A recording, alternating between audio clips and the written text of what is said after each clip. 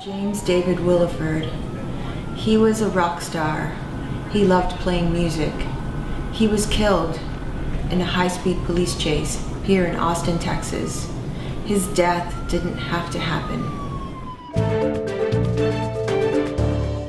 The day before my husband was killed, he found out that his friend Angelica Torres was dying.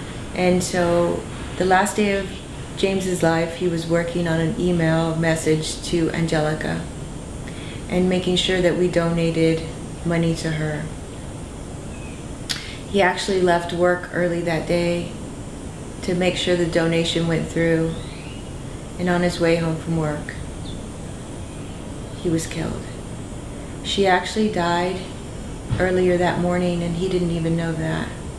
But his last day of his life, he was making sure that somebody else was being helped, because that's the kind of person that he was. He was always helping others, always giving back. Boy, that's a good boy. Come here. I think about my husband every day. I feel like he would still be alive today if things would have been done differently. If there was a safer policy in my city, my husband didn't have to die. My father was killed. My sister was killed. My husband was killed. My son was killed. These deaths are no accident. They leave behind families whose lives are changed forever. Pursuit Safety does not want this to happen to your family.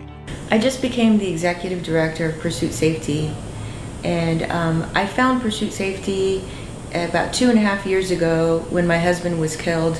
I wanted to find out, if there were other people that were dealing with the same thing that I was dealing with, and I realized that my husband's death was unnecessary.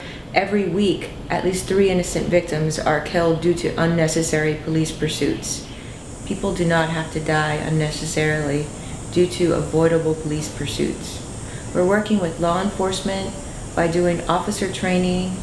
We're doing education and awareness, and we're working on promoting pursuit reduction technologies.